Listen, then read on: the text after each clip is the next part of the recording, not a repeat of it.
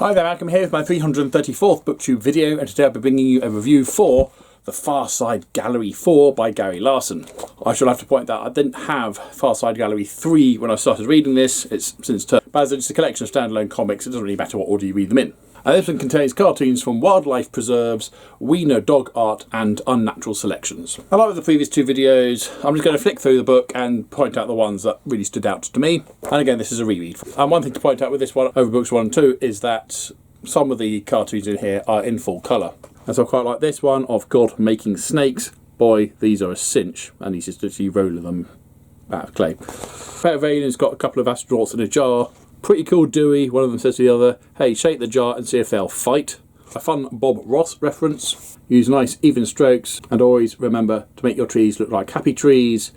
She's been doing the art along with it, but a tree happens to have fallen down and killed her. Hilarious. This is a nice dig at the old westerns. It says, Roy, you get up on the hotel roof there, and for God's sake, if you are plugged, don't just slump over and die, put some drama into it and throw yourself screaming from the edge.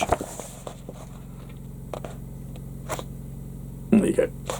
Now, one of the things that I've noticed with this one particularly is I kept having to reach for my phone to look up certain references which I didn't get. Because, surprisingly enough, I'm not completely up on my 1980s, 90s pop culture references for America. And here is, you've got the crew of the Starship Enterprise encounters the floating head of Zar Zar Gabor, with Kirk saying, quick, Mr. Sulu, get those defence shields up. I had to look up who Zar Zar Gabor was. Still not hugely sure, I know, but... And for those who remember faxes, it's a fax from your dog, Mr. Dansworth. It looks like your cat. Another one I had to look up, Carl Malden in his basement.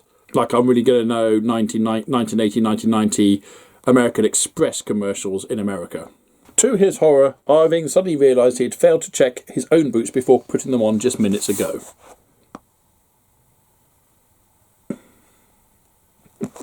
Another one I had to look up, but it was quite funny. Certainly, you could replace this with the likes of, I don't know, Keanu Reeves or Paul Rudd or somebody. Suddenly, on a national talk show in front of millions of viewers, Dick Clark ages 200 years in 30 seconds.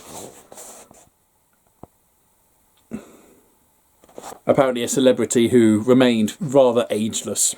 So it was educational, if nothing else. Not terribly useful education, but there you go. And you got fun play on well-known phrases, such as this one. It's an ointment factory where the manager thinking I got a bad feeling about this new guy. There's a fly stirring the ointment. And a rather gross one, this one, again had to look it up. The Tidy Bowl family at home, apparently a toilet cleansing product. And the guy saying, looks like another full moon. Now, I never understood this one. And having looked it up, full moon has a completely different meaning now. And some fun play on words, and I love this one. The heart of the jungle, now well behind them, the three intrepid explorers entered the spleen.